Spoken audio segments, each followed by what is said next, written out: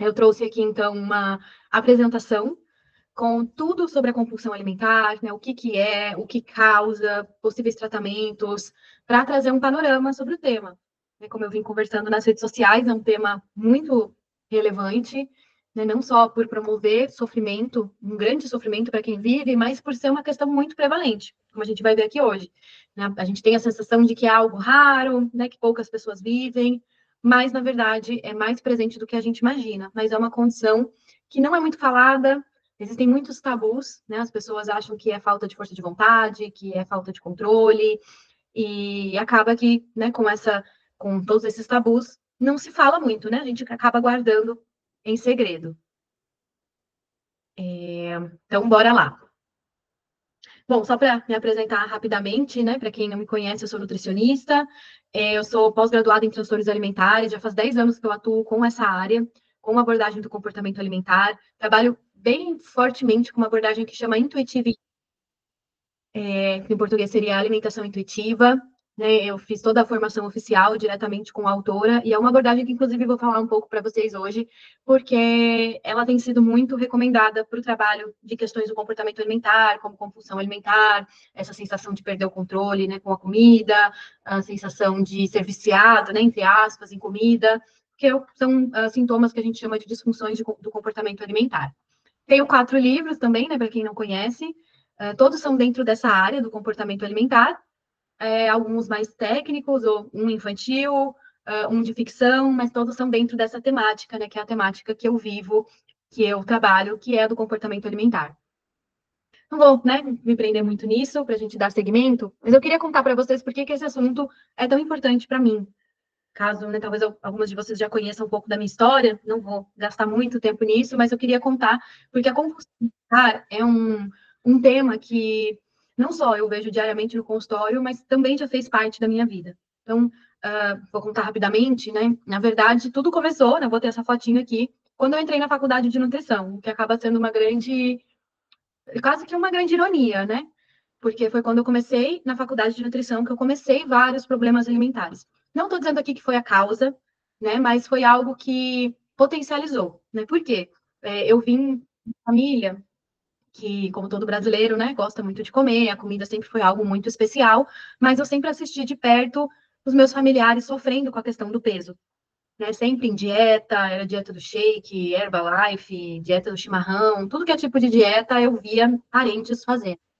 E eu cresci com a ideia, né, eu escutava dentro de casa que em algum momento eu ia ter que fazer dieta, né, que eu não precisava fazer, porque eu era uma criança, uma pré-adolescente magrinha, então era meio uma fala assim, né, ainda não precisa se preocupar com isso. Né, aproveita, né, enquanto você pode comer, porque depois não vai ser assim. Então eu cresci muito com essa ideia de que um dia eu não ia poder mais comer livremente como eu estava comendo, eu ia ter que começar a controlar mais o que eu comia, quase como se todo adulto, ou especificamente, né, toda mulher em algum momento da vida precisasse começar a fazer dieta. E então, quando eu entrei na faculdade de nutrição, acabou, né? Eu fui morar em outra cidade, me mudei para Florianópolis, né, sozinha, para estudar, então muita mudança de vida, né? Eu vim de uma casa onde minha mãe preparava as refeições e agora eu tinha que me virar. Então foi um período ali que por diversos fatores eu ganhei um pouco de peso.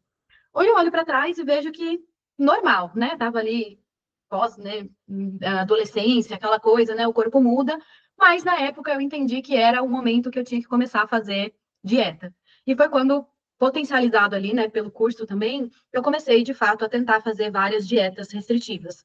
Né, as dietas na moda na época, era a época da ração humana, era a época de muito medo mais, não era nem tanto o carboidrato como é hoje, né? Era muito mais a gordura naquela época, então eu tentava cortar várias coisas, tanto para tentar controlar o meu peso, mas também com a questão também de que eu seria nutricionista, né? E existe também uma carga extra, né, no nutricionista, quem aqui é nutri vai me entender, mas que a gente escuta coisas do tipo, seu corpo é um cartão de visita, né? O seu corpo é a sua forma de vender o trabalho, que é algo extremamente, né, equivocado, absurdo, mas era a ideia que eu tinha também, né? Então eu comecei a fazer várias dietas e ali, logo nos primeiros meses de curso, eu já comecei a me bagunçar toda com a alimentação. Já comecei um grande sofrimento, porque eu comecei num ciclo que a gente vai ver daqui a pouco, que é o ciclo de restrição compulsão. Eu comecei a ter compulsões alimentares, né? Porque na época eu não sabia esse nome, eu achava que eu tinha descontroles.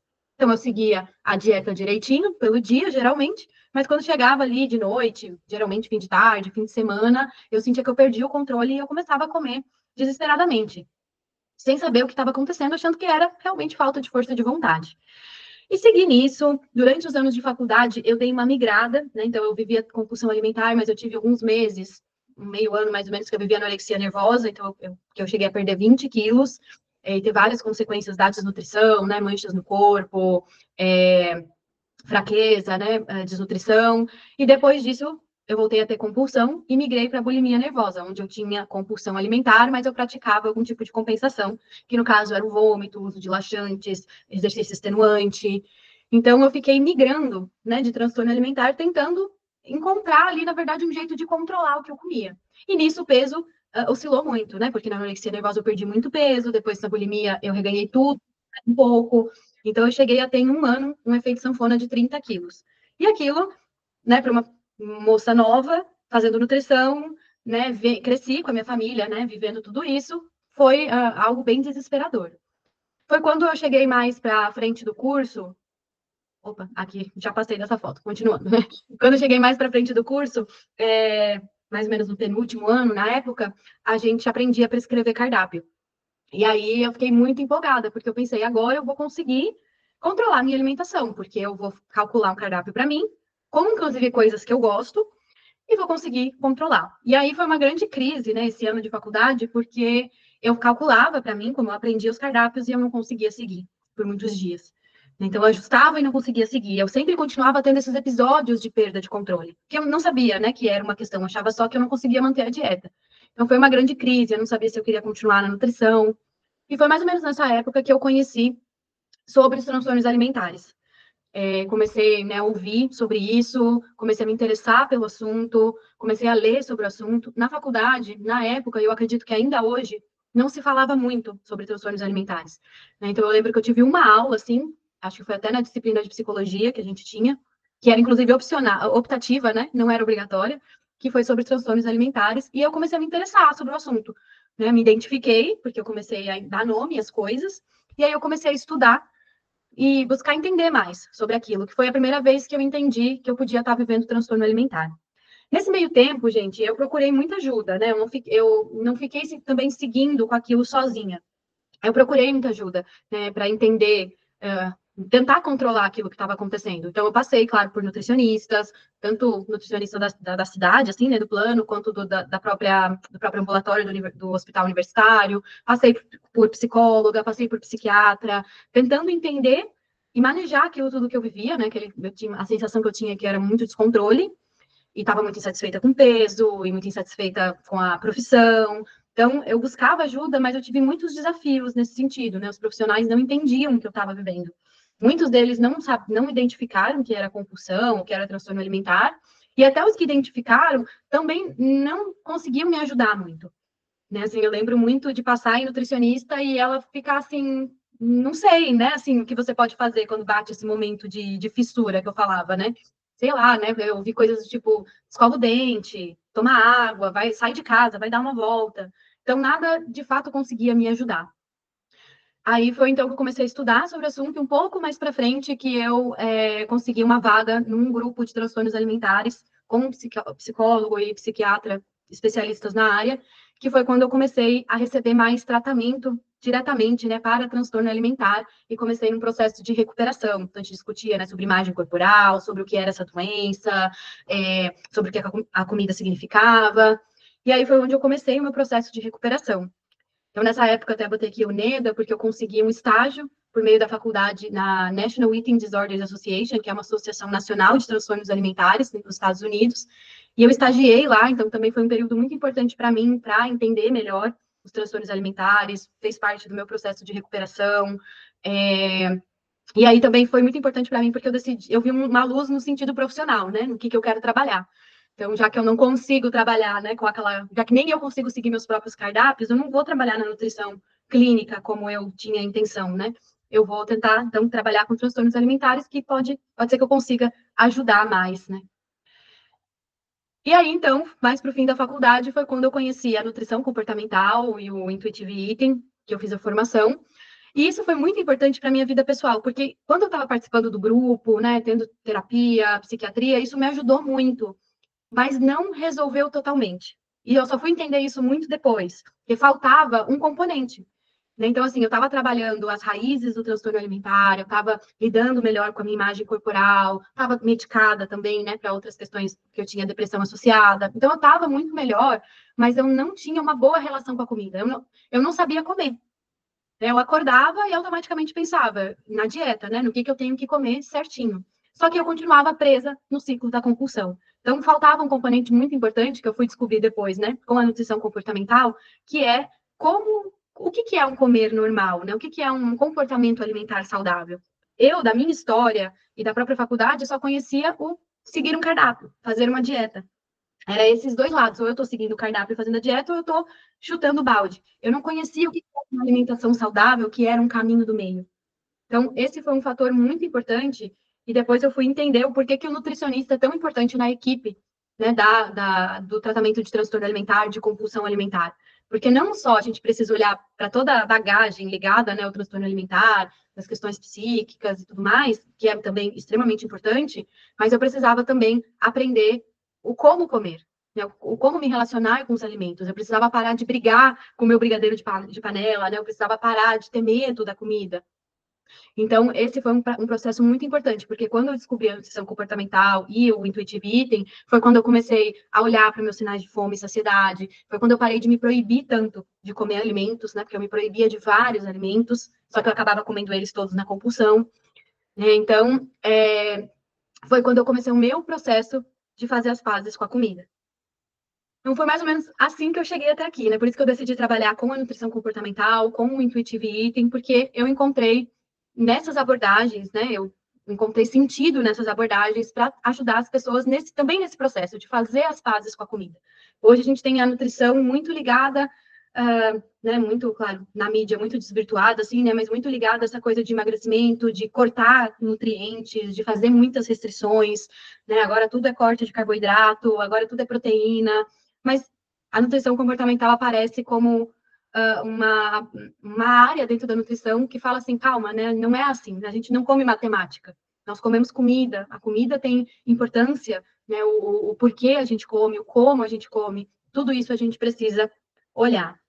Não só fazendo uma bagagem para vocês entenderem um pouco de como eu cheguei até aqui, e hoje, então, eu me sinto muito nessa, não só trabalho com isso, mas eu me sinto também muito na missão de trazer conteúdo sobre isso. Na verdade, desde a faculdade, que nem tinha Instagram ainda, era o começo do Facebook, do Orkut, eu já divulgava esse tipo de informação, porque eu demorei muito para acessar, né, esse tipo de informação sobre transtorno alimentar, sobre compulsão. Então, hoje eu estou aqui porque eu me sinto muito nessa missão de trazer essas informações para as pessoas, porque ainda é muito pouco falado, né? Apesar de mais falado, ainda é muito pouco falado. Então, vamos lá. Né? Uma primeira coisa que eu acho que eu fui descobrindo muito depois é que eu não estava sozinha. Na época, eu achava que só eu vivia aquilo, né? Que só eu me sentia descontrolada com a comida. Que só eu seguia certinho a dieta até um momento do dia e depois corria no mercado e comprava uma pizza congelada, uma lata de leite condensado, um pote de sorvete, fazia brigadeiro. Achava que só eu tinha esses momentos de descontrole. A sensação que eu tinha era que todo mundo conseguia se alimentar de uma maneira saudável.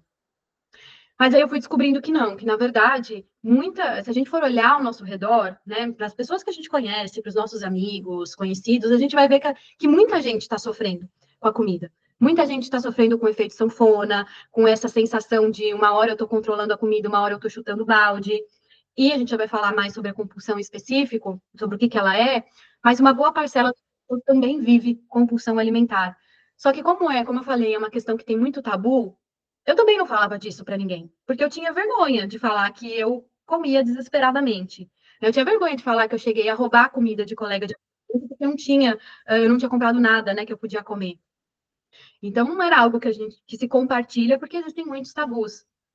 Mas eu trouxe aqui alguns dados, né, importantes para vocês.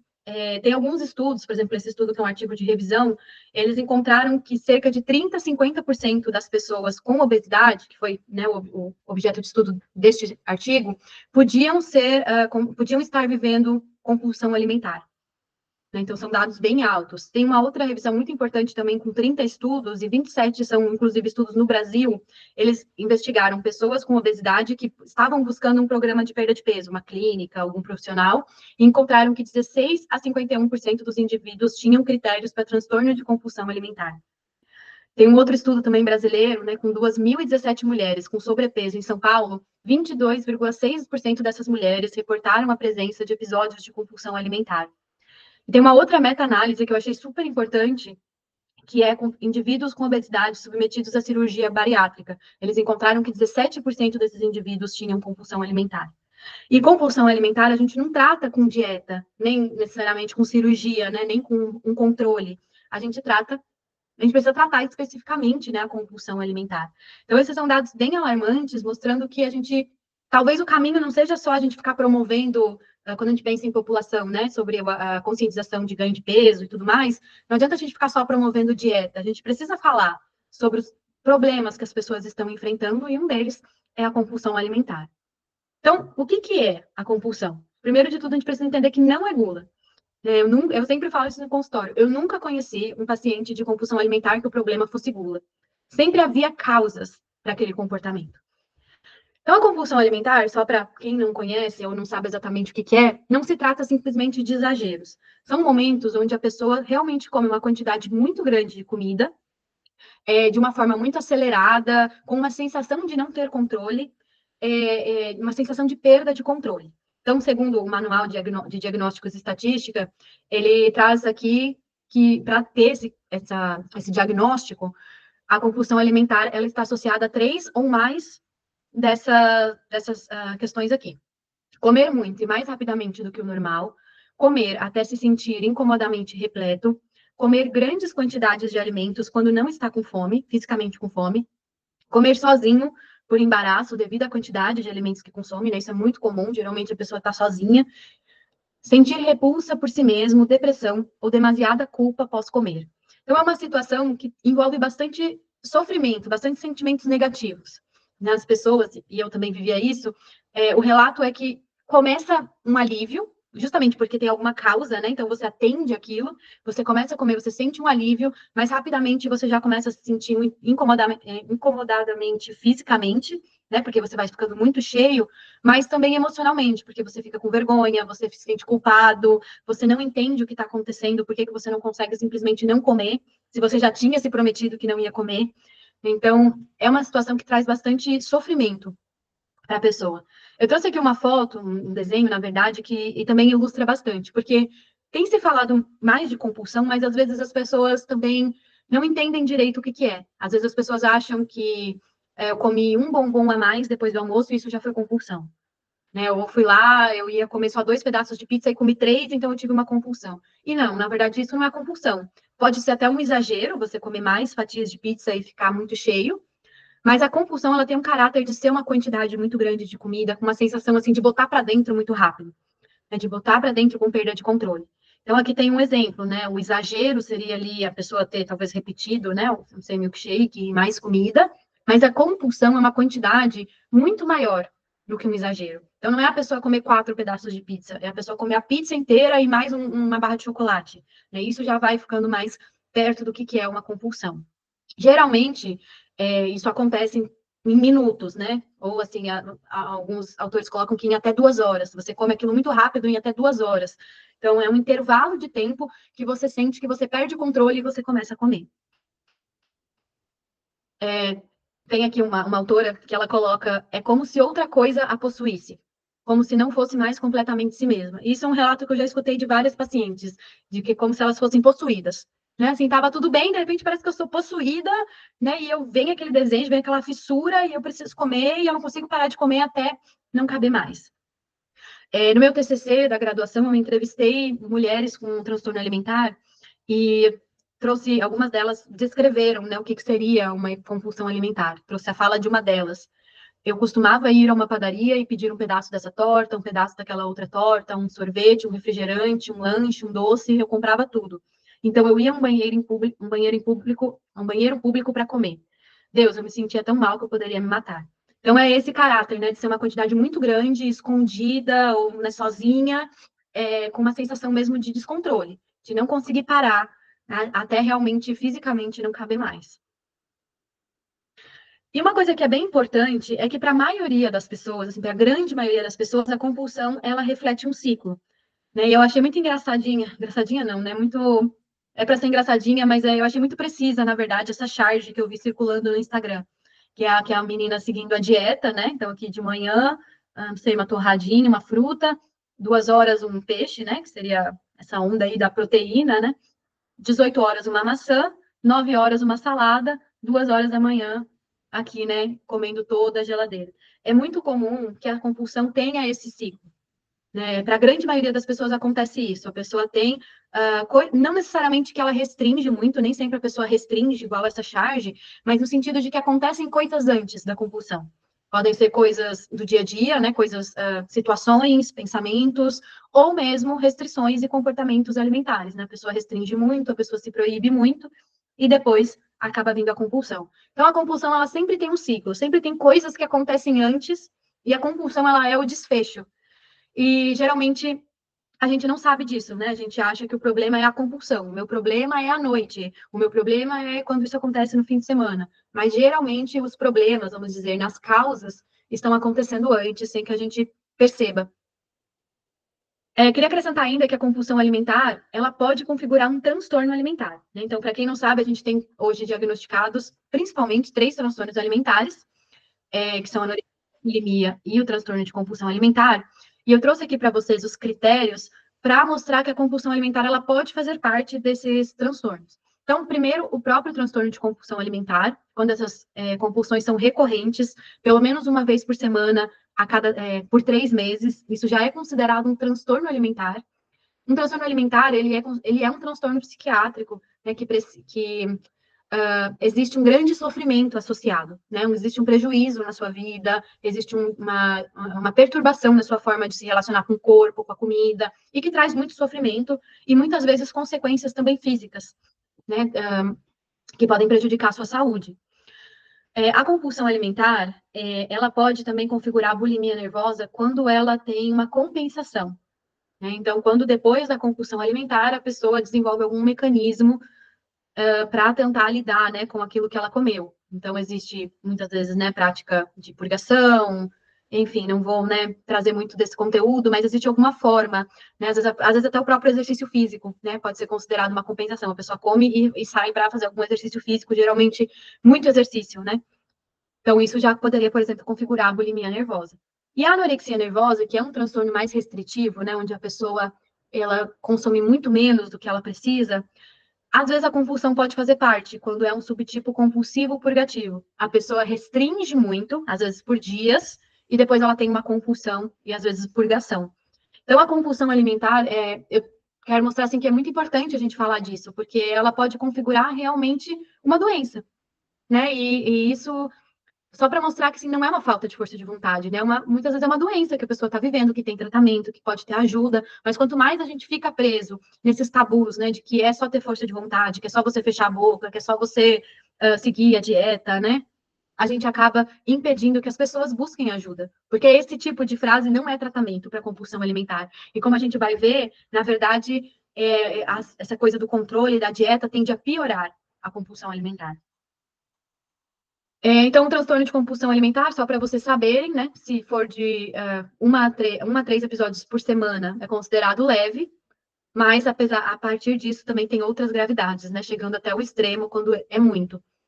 Mas geralmente, né, para muitas pessoas que eu mais tenho contato em consultório, acaba acontecendo assim de 1 a 3 episódios por semana, o que já pode configurar um transtorno alimentar.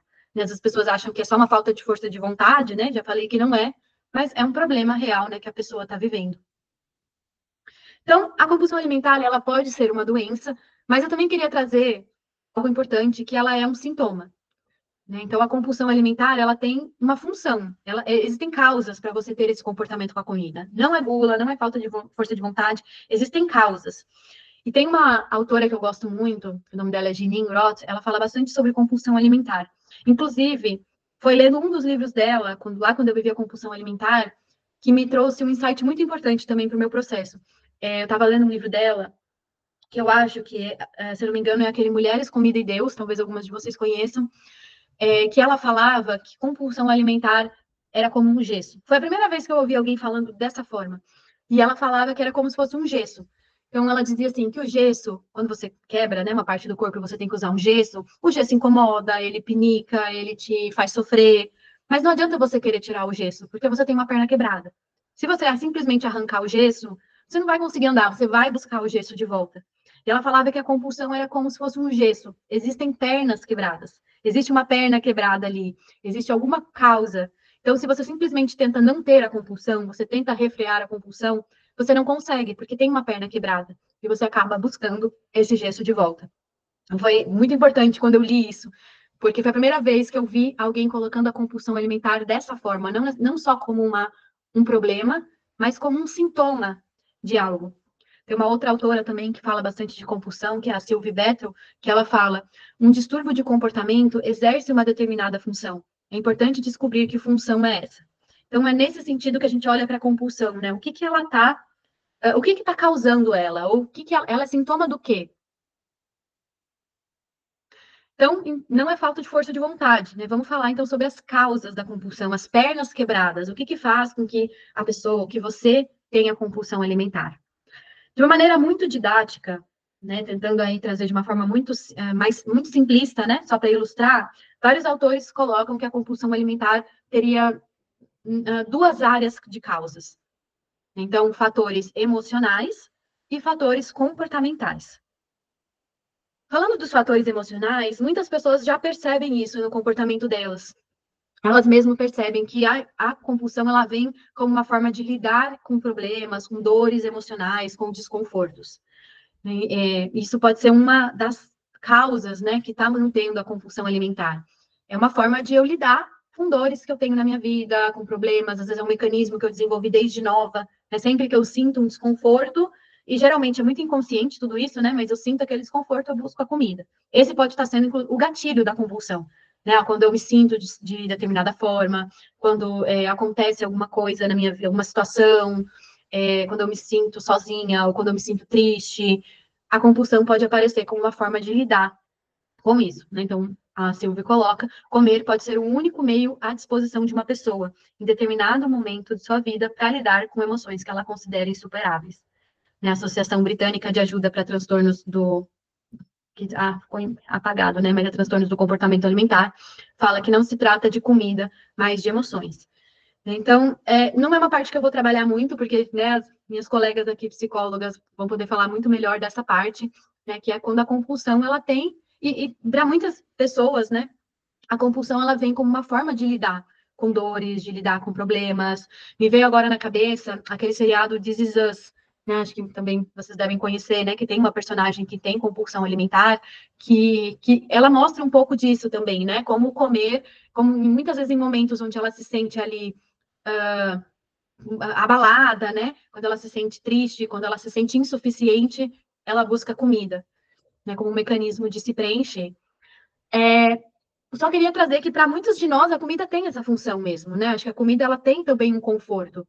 A questão é que muitas vezes a comida se torna a nossa única ferramenta, né? A nossa única forma de lidar. Né? E aí, quando isso acaba sendo um problema, não só pela sua ingestão de alimentos, mas porque você não está conseguindo gerir propriamente as suas emoções, né? Não está conseguindo lidar com as suas próprias emoções. Trouxe aqui só ainda alguns artigos, porque isso tem sido bastante estudado, né? Esse estudo aqui de 2019 mostrou a compulsão aparecendo com pessoas que tinham vivido o transtorno do estresse pós-traumático, né, que estavam vivendo, né, tinham passado por uma situação estressante. Se eu não me engano, esse artigo é inclusive com mulheres que passaram por uma situação de violência, né, na relação com o parceiro, e depois elas desenvolvem o transtorno de estresse pós-traumático, e eles vão ver a presença de compulsão e veem que ela é significante. E um outro fator também, né, que assim, eu não vou me delongar, só para informar mesmo, é que questões de abuso sexual, abuso físico, sexual e físico, né, podem estar bastante ligadas com isso, né? Então a gente sabe que os transtornos alimentares podem acontecer também, são muito frequentes também em pessoas que viveram algum tipo de trauma sexual, físico ou mesmo emocional, né? Então pode ser uma das causas, tá? Não necessariamente todo mundo que vive um trauma vai desenvolver transtorno alimentar, e nem todo mundo que tem transtorno alimentar, ou mesmo que vive compulsão alimentar, passou por um trauma. Mas pode acontecer também. O que eu queria trazer, então, para vocês, né, na verdade, é mais os fatores comportamentais, que é onde eu tenho mais expertise, porque se refere à alimentação, né? Se refere à forma como eu me comporto com a alimentação, que é o que eu vejo bastante no consultório acontecendo, né? Claro, né? Porque eu sou nutricionista, acabo lidando mais com essa parte, mas que é a forma que a pessoa lida com a alimentação dela, que eu falei também que foi o que eu demorei muito para conseguir resolver na minha trajetória, né? Porque eu tinha um comportamento alimentar disfuncional com a comida e não sabia o que era um comportamento alimentar normal, né? O que era uma relação saudável com a comida. Então, eu mantinha muito a compulsão, porque eu continuava fazendo restrição, eu continuava me proibindo muito, eu continuava tentando mil dietas.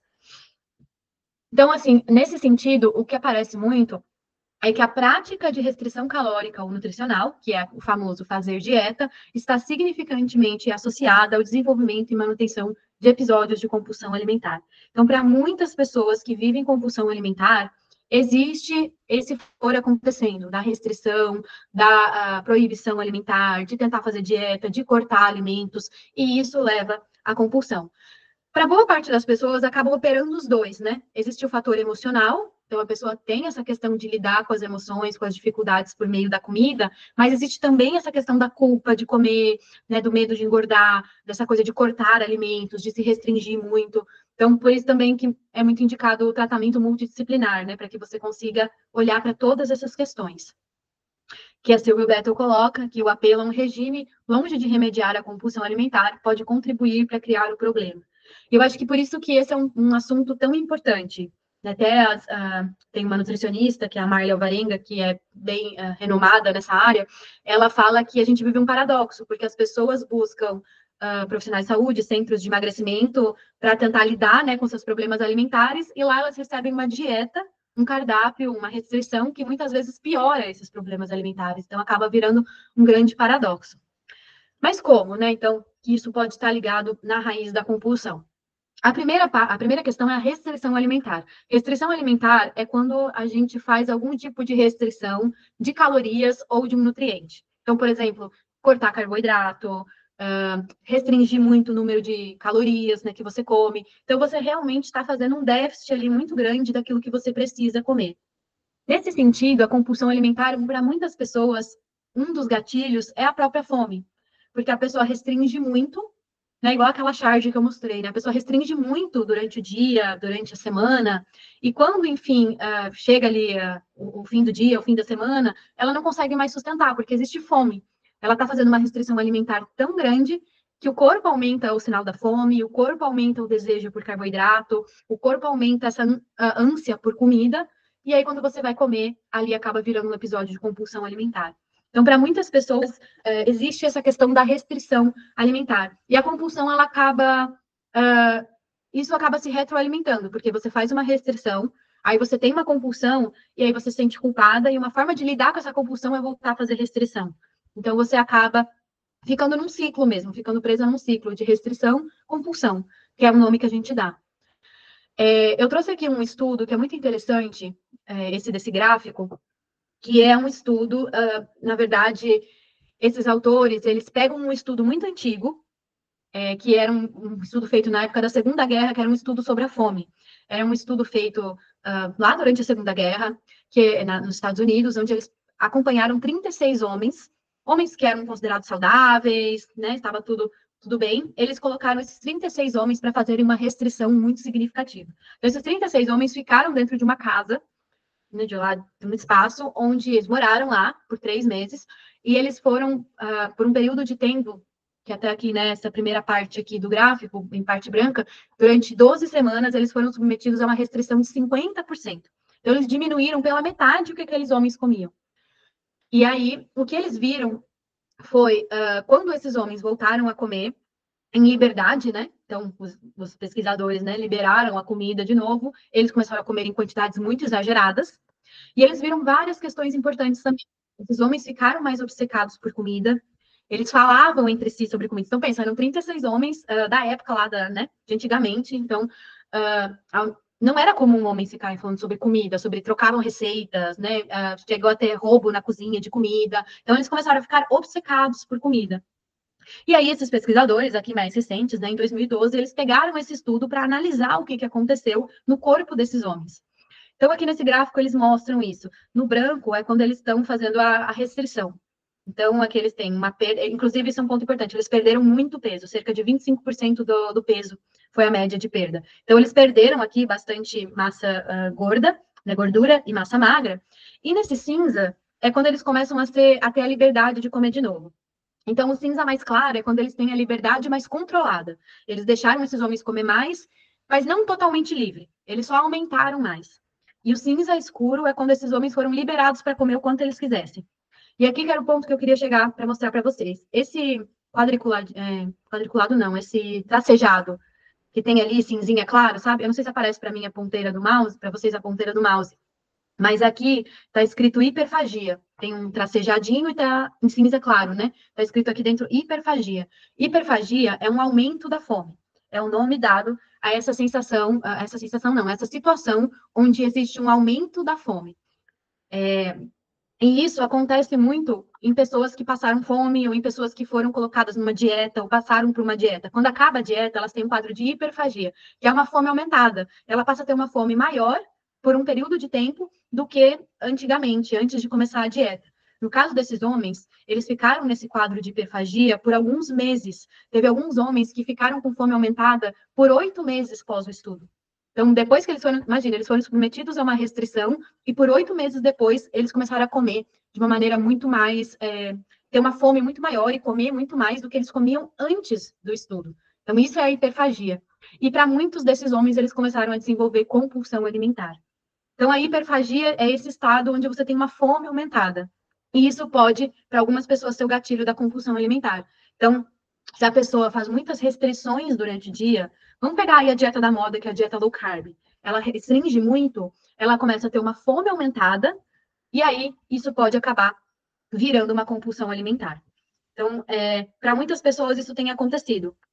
Esse autor aqui, por exemplo, fala que compulsões alimentares são uma resposta pós-fome, porque para muitas pessoas existe essa questão de se restringirem. E isso, claro, muito em função das questões da preocupação com o corpo, né, da preocupação com o emagrecimento, de querer perder peso, de sentir, acreditar, né, que precisa perder peso, então faz muitas restrições, e muitas vezes elas ficam realmente, a gente pode falar, né, no popular, passando fome. Então, para algumas pessoas, a compulsão aparece como uma forma de suprir o que elas não estão se permitindo comer. Os transtornos alimentares muitas vezes operam dessa forma, porque a pessoa, quando ela tenta comer muito pouco, restringir muito, e a compulsão alimentar, ela vem como uma forma do corpo salvar, né, a pessoa da desnutrição.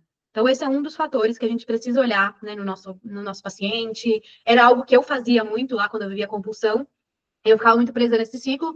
Como eu tinha compulsão, no dia seguinte eu queria restringir ainda mais, né? Sempre tentando compensar, de certa forma, a compulsão. E aí eu tinha compulsão de novo. Então, eu ficava sempre se retroalimentando.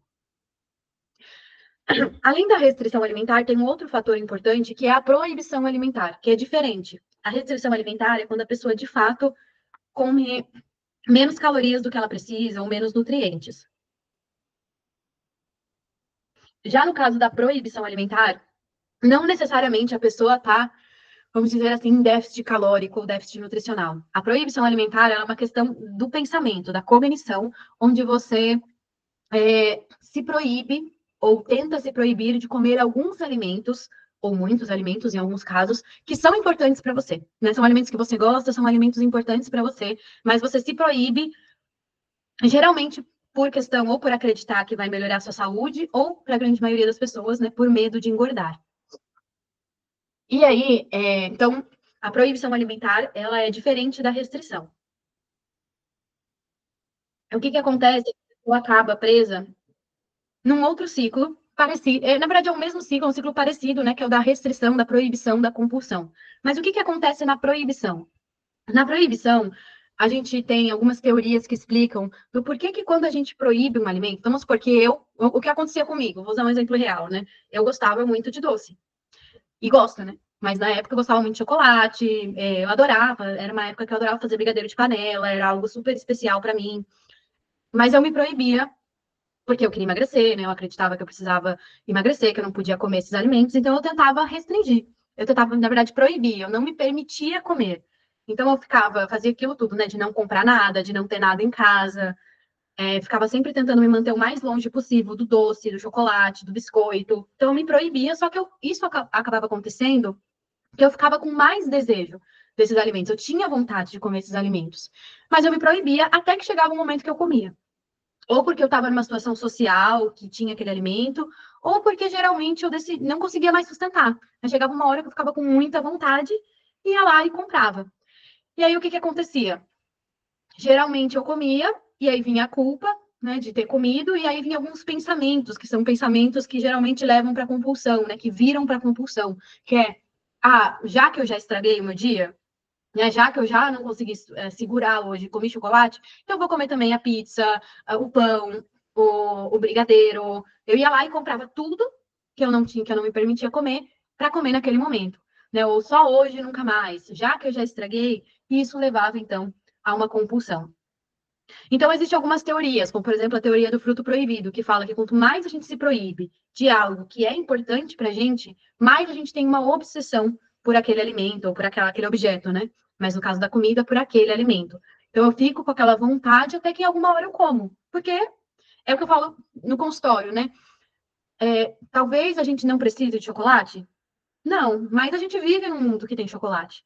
Né? E se você gosta de chocolate, você vive num mundo que tem chocolate. Então não dá para fugir dele, não precisa fugir dele. A gente pode aprender a viver com ele. Porque quanto mais a gente foge, mais a gente tem vontade, mais a gente tem obsessão por aquele alimento. E aqui configura muito o que eu vejo as pessoas falando nas redes sociais, que é a questão do vício. Né? Eu me sinto viciada em chocolate, eu não posso ver chocolate, eu não posso pensar em chocolate. Mas a gente já sabe que não existe um vício real, né? Um vício químico, igual no sentido de ser uma droga, né? É uma questão mesmo de uma obsessão por aquele alimento. E geralmente é porque a pessoa se proíbe muito, né? É muito difícil uma pessoa ter essa sensação com um alimento que faz parte dos alimentos que ela acha que são da dieta. Né? Então, a pessoa não tem uma obsessão por um alimento que faz parte do dia a dia dela, que ela come e acha que é saudável. Tem um outro exemplo que eu acho que é bem interessante. Geralmente, quando eu comecei a atender, as pessoas traziam nesses relatos de compulsão muito com chocolate, com doce, com salgadinho, com coisas que geralmente elas gostavam, mas era até um senso comum de que faziam mal.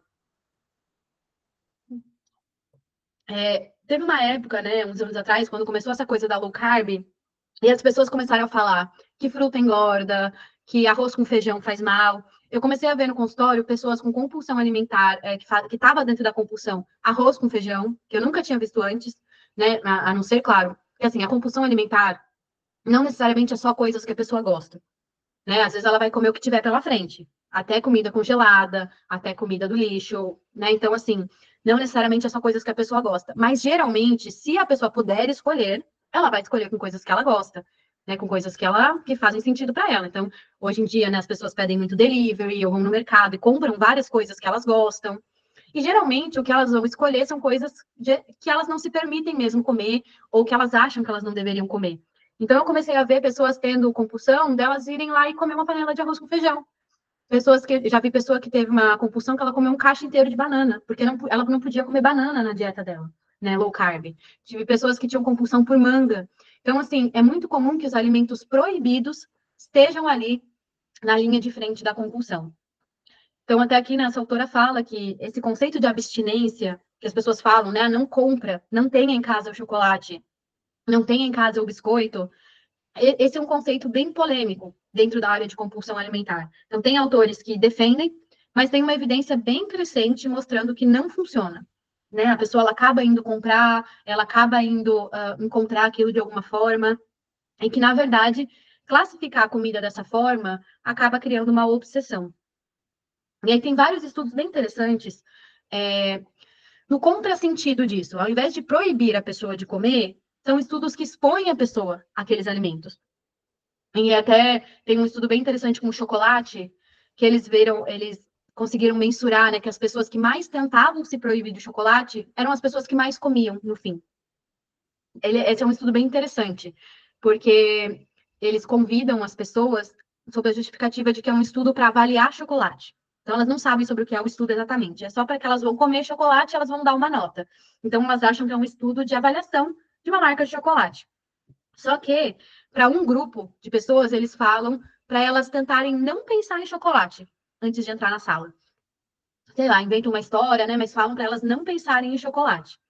Um segundo grupo, eles falam para a pessoa, para aquele grupo ficar pensando em chocolate antes de entrar. No sentido de pense em que chocolate você gosta, né? Imagina que você está comendo. E o terceiro grupo, eles não falaram nada. As pessoas simplesmente entraram e puderam experimentar o chocolate. E no final, comparando esses três grupos, o grupo que foi orientado a não pensar em chocolate foi o que mais comeu chocolate, né? Do que do que os outros dois grupos. Então, esse é um grupo bem interessante para eles avaliam o quanto você tentar não pensar, o quanto você tentar evitar um pensamento te atrai mais para aquele pensamento. E aí, tem vários autores que isso é uma evidência bem crescente. Agora, preparando essa aula, né, já me deparei com vários novos artigos, tem várias pessoas, vários autores falando sobre esse termo, desinibição do controle cognitivo. É um nome que eles dão para esse momento que leva à compulsão alimentar. Porque quando você está proibindo, você está tentando fazer um controle cognitivo, né? Você está usando o seu cérebro ali racional para tentar se ficar longe do chocolate, para tentar seguir a dieta certinho, até que chega um momento que você não consegue sustentar aquilo. E o que é que faz com que você perca esse controle, né? Então é isso que esses autores buscam entender. Por que as pessoas vão para esse lado do descontrole? Ou o popular, né? Chutar o balde. Por que as pessoas chutam o balde? Estavam seguindo a dieta e chutam o balde. E aí, então, eles colocam que eles dão o nome disso de desinibir o controle, né? Então você não consegue mais sustentar o controle, esse controle se quebra. E aí vários fatores podem levar a isso. Por exemplo, ingestão de álcool, né? Isso algumas pacientes minhas relatam, né? A hora que elas bebem, elas sentem que elas perdem o controle com a comida, alteração de humor, então tem muita questão também emocional, né? Você recebe uma notícia, você tem uma notícia ruim no trabalho e fala, ah, eu mereço, hoje eu vou comer. Né? Então, alguma coisa acontece ali que faz com que você mude de polaridade ali, né? Nesse ciclo. E um deles, que muitos autores trazem, é essa questão do consumo de um alimento considerado proibido. Que é aquela ideia assim, já que eu já estraguei a minha dieta, então eu vou comer, né, comer tudo aquilo que eu não podia comer e amanhã eu recomeço. Então a pessoa foi lá e comeu, às vezes, um pouquinho a mais no almoço, ou comeu naquele dia uma sobremesa, e ela já pensa, estraguei, já que eu já estraguei, então, né, vou comer tudo aquilo que eu não posso e amanhã eu recomeço a dieta. Então, esse aqui é um ciclo que eu vejo muitas pacientes passando, que eu também, né, já vivi, que é esse ciclo que você fica ali tentando se proibir, você aumenta, né, ali o seu desejo por comida, em algum momento você come, ou acontece alguma coisa no seu dia, ou você bebe álcool, né, e aí você vem para esse lado aqui, né, que é dane-se, só hoje, hoje é o último dia, ou já que eu já estraguei, eu vou comer, e amanhã eu recomeço. Então, até eu percebo muito isso em consultório, né? Essas são contínuas despedidas. É sempre o último dia, mas sempre acaba acontecendo de novo no dia seguinte ou ali, dali alguns dias. Então, aqui também tem alguns relatos daquelas mulheres que eu entrevistei. Uma delas falou: comer algo que eu não planejei comer anteriormente era como se eu tivesse arruinado o meu dia. Então, se eu já estraguei meu dia, eu vou comer mais e vomitar tudo isso junto. E uma outra disse: se você já vai estragar sua dieta, estrague tudo de uma vez. Então, muitas vezes é esse pensamento que leva à compulsão.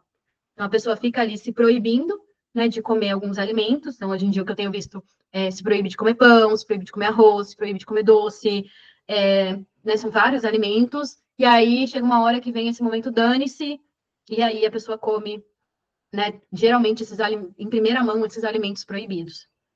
Eu tinha uma paciente recentemente que ela, na verdade, mais de uma, né, mas pensando nela especificamente, sem dar muitos detalhes, mas ela se privava muito de pão, e ela gostava de pão, só que ela se privava muito, né, porque ela queria muito emagrecer e achava que precisava, e aí ela tinha compulsões em que ela comia um pacote inteiro de forma de pão.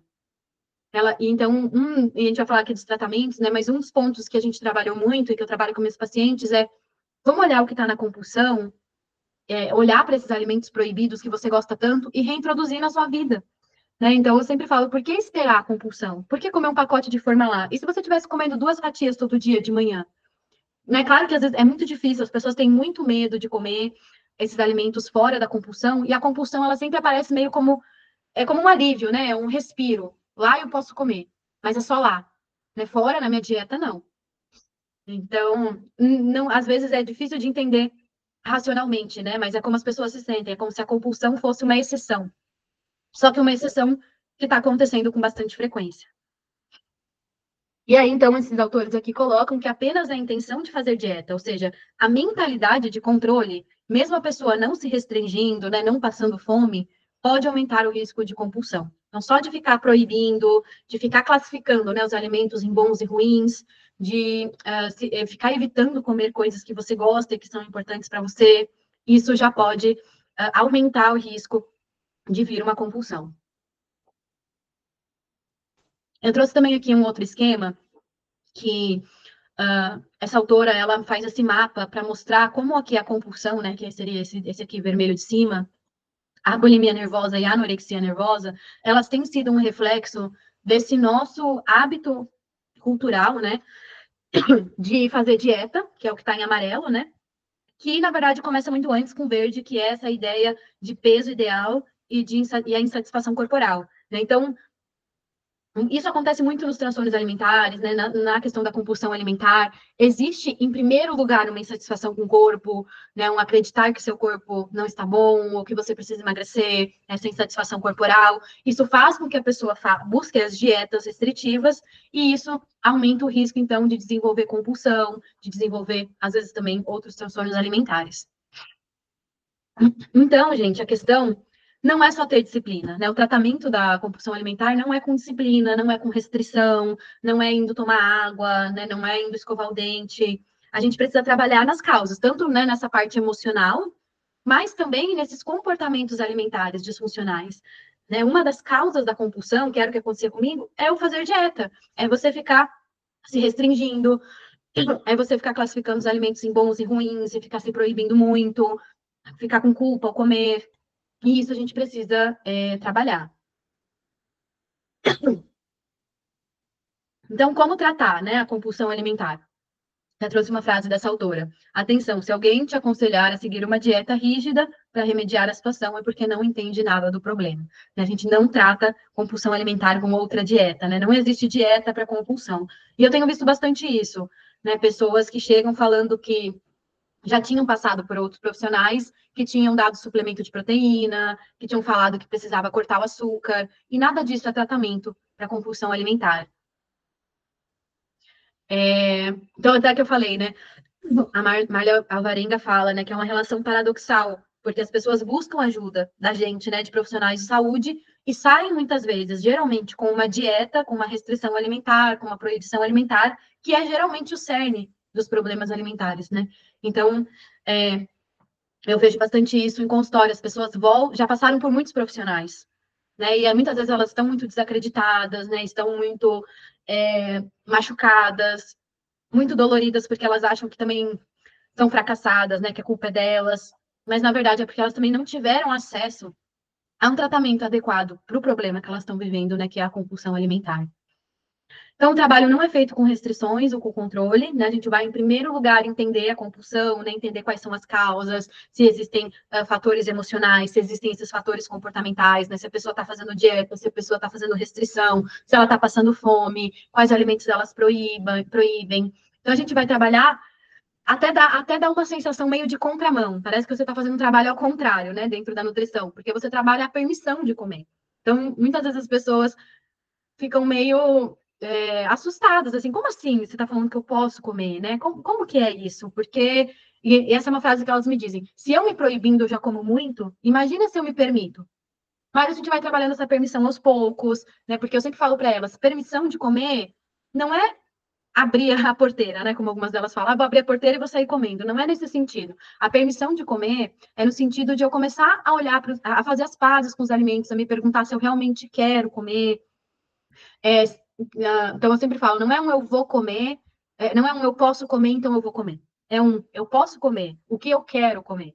É a pessoa começar de novo a se perguntar o que ela gosta de comer, o que ela quer comer, o que ela gosta no café da manhã, o que é importante para ela no almoço, o que ela comia quando era criança. Encontrar um ritmo alimentar que seja, claro, nutritivo, mas que seja prazeroso e saudável para ela, né? Que seja algo que traga significado na vida dela. Porque uma alimentação saudável é isso, ela é uma alimentação que dá nutrientes, mas também é uma alimentação que te dá prazer, que tem significado, né? Você vai para a mesa e come um almoço que faz sentido para você. E eu vejo que muitas vezes as pessoas estão comendo coisas que não fazem sentido, né? Então, uma paciente que cresceu comendo cuscuz e agora acha que não pode comer cuscuz e estava comendo um omelete de claras. Não que tenha um problema a pessoa comer omelete de claras, mas assim, além dela não gostar muito, não fazia sentido nenhum para ela. E o que apareceu lá na compulsão, o cuscuz.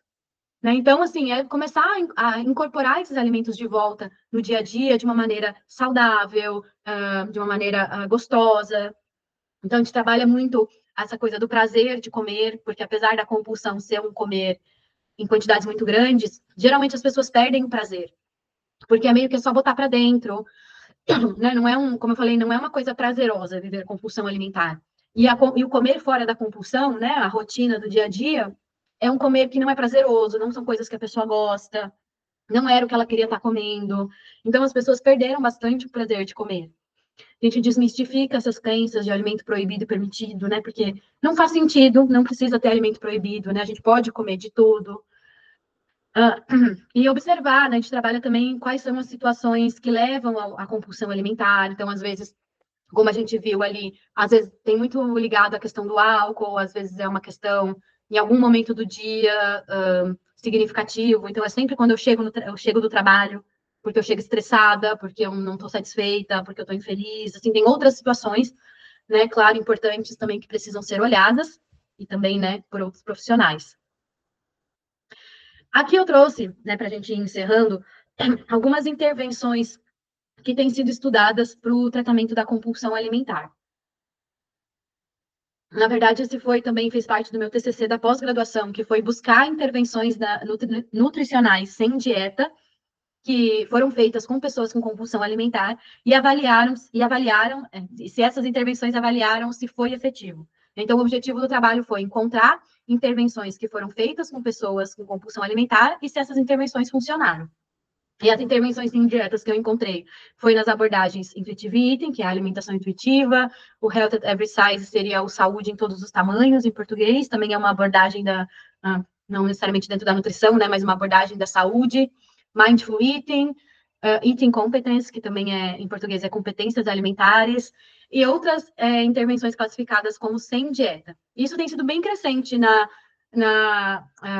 dentro da ciência, né? Novas abordagens não baseadas em restrição. E aí, o que eu queria destacar, que foi o que a gente descobriu com esse trabalho. Todas essas intervenções, elas eram um pouco diferentes entre si, né? A alimentação intuitiva, um pouquinho diferente das competências alimentares, são intervenções diferentes, mas todas elas tiveram eficácia no tratamento de compulsão alimentar, porque a gente percebeu que todas elas faziam duas coisas. Primeira delas era a quebra do gatilho da restrição e da proibição alimentar, né, e desse efeito da desinibição. Então, nenhuma delas era baseada na restrição ou na proibição alimentar. Pelo contrário, todas falavam sobre comer de tudo, sobre fazer as pazes com a comida, sobre incluir os alimentos proibidos na sua rotina, né? E um segundo ponto que todas as abordagens fizeram foi a conexão com sinais de fome e saciedade como um novo guia, ao invés de seguir regras externas. Então, ao invés da pessoa seguir uma dieta lá, né, com X colheres de arroz, todas as abordagens trabalhavam muito com a percepção de fome e saciedade. E, então, esses dois pontos, a gente foi identificando como possíveis responsáveis pelo sucesso do tratamento da compulsão alimentar. E isso tem sido muito interessante porque é o que eu vejo na prática clínica dos meus 10 anos de consultório. Né? As pessoas elas vão realmente tendo uma redução na frequência e na gravidade da compulsão alimentar e chegando, inclusive, mesmo à eliminação total da compulsão, muito porque a gente vai trabalhando esses gatilhos. Né? Porque para muitas pessoas que buscam um nutricionista, para muitas delas, elas estão tendo compulsão muito em parte porque elas estão se restringindo, se privando.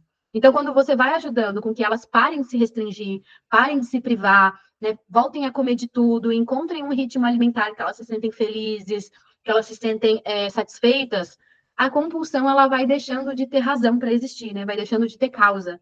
Porque a pessoa não está mais restringindo, ela está se alimentando bem, ela está comendo de tudo, os alimentos que ela gosta fazem parte da vida dela. Então, a compulsão alimentar ela vai reduzindo. A pessoa deixa de ficar passando fome, né? Então a gente trabalha muito a conexão com a fome e a saciedade também. Então a compulsão ela vai perdendo as causas para continuar existindo. Então a compulsão alimentar ela não é algo que a gente tira, né? Que você substitui por alguma coisa, que você corta. A compulsão, o tratamento da compulsão vai muito no sentido de, conforme você trabalha as causas, ela vai deixando de ocorrer, né? Então você vai fazendo as pazes com a comida, na parte mais emocional, né, desenvolvendo outras formas de lidar com as suas emoções, trabalhando a sua autoestima. Então, né, também os meus colegas psicólogos, essa compulsão, ela tende a ir diminuindo até se extinguir. Então, né, o primeiro ponto é o quebrar esse gatilho da proibição, e aqui eu só queria trazer ainda que tem vários estudos muito interessantes em que eles fazem esse caminho. Ao invés de colocar aquelas pessoas que vivem compulsão para não comer alimentos, eles expõem as pessoas a esse alimento. Então, a exposição repetida de pessoas com compulsão alimentar aos seus alimentos gatilhos teve o resultado a diminuição da compulsão. Então, isso tem sido bem interessante de ver. E eu achei isso interessante porque geralmente a gente tem um instinto, sei lá, não um instinto, mas assim, as pessoas tendem a fazer o contrário, né? Então, se eu como muito chocolate na compulsão, então o meu caminho é cortar. Então, eu não posso ter chocolate, eu tenho que cortar, eu tenho que ficar longe. Só que isso não funciona, porque vai aumentando a obsessão por esse chocolate. E vários estudos têm mostrado que expor a pessoa a esse chocolate, então permitir que ela coma esse chocolate, vai fazendo com que justamente a compulsão diminua. Então, já tem vários estudos com vários tipos de alimento, né? Então, com pizza, com chocolate, com batata chips, que têm visto esse efeito da diminuição dessa obsessão. E o segundo ponto, né, que é a conexão com a fome e a saciedade, também tem vários estudos mostrando, assim, que é um caminho bem promissor, o que eu confesso que eu acho algo muito engraçado, porque eu acho que na faculdade inteira eu não vi nada sobre sinal de fome, ou muito pouco, né? Muito pouco eu vi sobre isso. Sendo que todo ser humano nasce, né? Tirando raras síndromes, o ser humano ele nasce tendo essa percepção de fome e de saciedade. A gente tem um regulador interno da quantidade que a gente precisa comer, mas a gente está o tempo todo seguindo algo externo. Então, vários autores colocam a importância da gente trabalhar esses sinais. Aqui eu trouxe só alguns, né? Mas tem esse estudo aqui na Nova Zelândia, com 1.601 mulheres, que observou que as mulheres que comiam ali, né, em relação à fome e à saciedade, teve maior relação com a manutenção de um peso adequado. E tem vários estudos nesse sentido, de pessoas que comem conforme esses sinais de fome e saciedade, tendem a ter um peso mais próximo ou dentro das faixas, entre aspas, consideradas normais. E tem um outro estudo que eu acho muito interessante, que essa, eu botei em negrito, é a conclusão, a última frase do estudo. Ele fala: a epidemia atual de resistência à insulina e sobrepeso pode ter a sua origem no não reconhecimento da fome. Eu achei muito interessante isso, porque é algo que não se fala muito, né? E que para mim parece algo muito óbvio, mas é algo que não se fala muito e as pessoas realmente não têm muito esse olhar para isso. A gente não é ensinado, na verdade, a isso, né? A olhar para o nosso sinal da fome. Então as pessoas ou elas estão comendo muito além, né? Aquela coisa que a gente aprende de criança, né? Raspar o prato, ou elas estão comendo muito menos, porque elas estão tentando fazer dieta. E acaba que esse sinal ele fica ignorado, né? Só que se eu não atendo muito bem os meus sinais de saciedade, de fome, eu perco a chance ali de ter algo, né, um regulador dentro de mim que está dizendo exatamente ali, ou mais ou menos exatamente o que eu preciso. E aqui, gente, só para finalizar, né, eu trouxe só esse slide para fechar, um comparativo, na verdade, né, entre a abordagem, vamos dizer assim, tradicional, não vou dizer nem que é tradicional, né, eu vou dizer que é uma abordagem que é uma interpretação errônea da nutrição. Quando a gente pensa que nutricionista é emagrecionista, a gente está fazendo uma interpretação errônea da nutrição, porque não é isso que a gente aprende. Mas é isso que a gente tem visto na prática, né?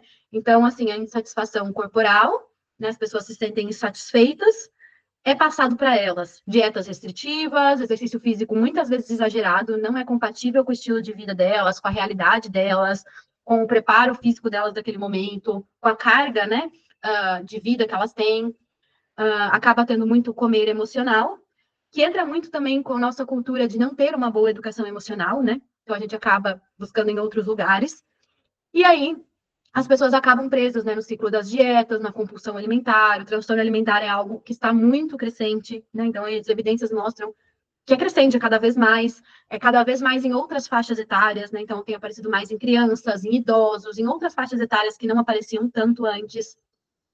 E aqui, então, dentro da nutrição, desse olhar, né, mas da nutrição, a nutrição comportamental, ela vem trazer esse olhar para a gente, mas, na verdade, é um olhar não só específico da nutrição comportamental, mas é um olhar da saúde, né? Um olhar como profissional de saúde, que ao invés de a gente ficar alimentando insatisfação corporal, né, é um olhar de ressignificação da relação com o corpo, ao invés de a gente ficar estimulando, né, essa coisa do emagrecimento insano a todo custo.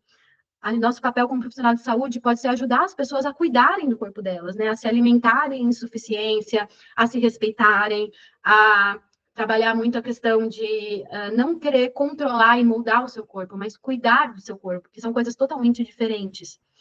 A partir disso, né, a gente pode ter uma alimentação mais respeitosa, exercício físico respeitoso, e isso leva a um consumo e comportamento alimentar e exercício físico saudáveis. Então, né, uma forma diferente da gente guiar a questão, a relação com o corpo, a relação com a comida, pode fazer muita diferença na forma que a pessoa vai se comportar com a comida. Então, se a gente estimula uma relação de cuidado, de poder comer de tudo, de se conectar de novo com o seu corpo no sentido da fome, da saciedade, de procurar um exercício físico que faça sentido, que caiba na sua rotina, né, que caiba na sua vida, ao invés de ficar perseguindo, né, os ideais que são inalcançáveis, que às vezes não tem a ver com você, que não, né, a pessoa que, às vezes, o que você idealiza não cabe, né, para sua vida, ou naquele seu momento de vida. Então, quanto mais a gente foca mais no cuidado, né, no cuidado desse corpo real que você tem, de poder se conectar de novo com a comida, né, poder comer de tudo, mais a gente está caminhando no sentido de um tratamento mais eficaz também, né? Bom, gente, é isso, né, que eu trouxe para vocês, né? Então, em relação ali à compulsão alimentar. Então, existe tratamento, que eu queria deixar para vocês de mensagem final, é que existe tratamento para compulsão alimentar. Esse tratamento não é baseado em dieta, não é baseado em restrição, né? Como vocês viram, dieta e restrição tendem a aumentar a compulsão alimentar, a manter a compulsão alimentar.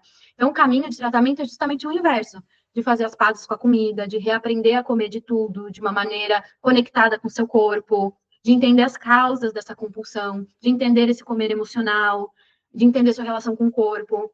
Então, esse é o caminho que caminha o tratamento, né, da compulsão alimentar.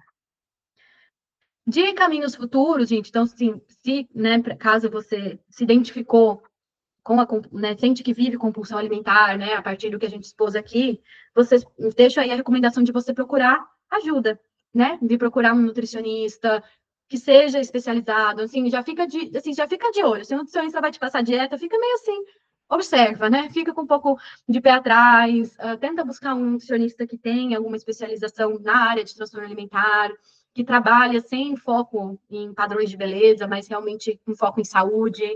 E também recomendo bastante, né, a busca de psicólogo e também, de repente, até de psiquiatra, né? Às vezes também a compulsão alimentar pode estar associada a outros quadros de depressão, distúrbios de humor. Então, essa é a equipe, vamos dizer assim, padrão ouro para tratamento de compulsão e transtorno alimentar. Nutricionista, psicólogo e psiquiatra. Eu sei que é desafiador, né? Sei muito bem, já vivi isso, é muito desafiador procurar profissionais, mas eu indico muito que você não desista, né? Se você está vivendo isso. Claro, pode falar comigo, eu também posso indicar outros profissionais que eu conheço. E eu deixei aqui, gente, também, eu tenho um programa que chama Guia Definitivo de Bem com Meu Prato, que é um programa que traz todas essas informações, que traz ferramentas. É uma tentativa que eu deixei de tentar trazer um pouco do consultório de uma forma mais acessível, né? Às vezes eu sei que também é difícil ter uma equipe, é difícil ter tantos profissionais. Então, eu também tenho essa opção do programa que você pode ir caminhando por ele. São várias ferramentas do consultório que você pode ir vivenciando, experimentando. São questionários diários, experiências com a comida. Então, você vai vivendo e ele vai trabalhando essas causas. Então, nesse programa, a gente trabalha o comer emocional, a gente trabalha a mentalidade da dieta, a permissão de comer, a sua relação com o seu corpo, a conexão com a fome e saciedade. Então, se você achar que pode fazer sentido, né? Se acha que talvez um programa online possa fazer sentido no seu momento, deixa essa opção também. E ali também queria falar, né, com quem é nutricionista ou até mesmo psicólogo, que eu também tenho um programa para profissionais. Então, quem quiser entender mais de como funciona o meu atendimento, eu tenho um curso que chama, na verdade, eu tenho um programa que chama Comunidade Nutricionistas Sem Dieta, mas também tem psicólogas, que é uma comunidade de profissionais que a gente se reúne todo mês para fazer supervisão de casos, para conversar sobre o consultório. E nessa comunidade eu dou os meus cursos. Né?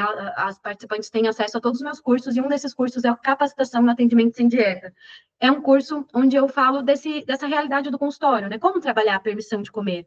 E eu sei que é desafiador, né? Trabalhar a permissão de comer, como conduzir isso, como trabalhar a questão do comer emocional. Então, eu tenho todo um método, né, que eu fui criando junto com uma colega nutricionista, em que a gente foi sistematizando essas abordagens. Então, o comer intuitivo, o mindful eating, a gente foi sistematizando para conseguir fazer um passo a passo de o que a gente pode trabalhar na primeira sessão, o que a gente pode trabalhar nas sessões seguintes, como organizar isso. Então, a gente tem esse passo a passo aqui que a gente ensina. Na verdade, hoje, né, eu dou sozinha esse curso, eu ensino isso para essas minhas alunas nutricionistas. E é isso, então, gente. Eu vou deixar aqui os links, caso, né, alguém possa se interessar. Vou deixar aqui no chat, mas também, se alguém quiser saber mais, pode me perguntar depois, ou se quiserem indicações de profissionais, né, no que eu puder ajudar. E eu deixei também um cupom de desconto, tá? De 10%, caso alguém queira participar desses programas. E é isso, gente.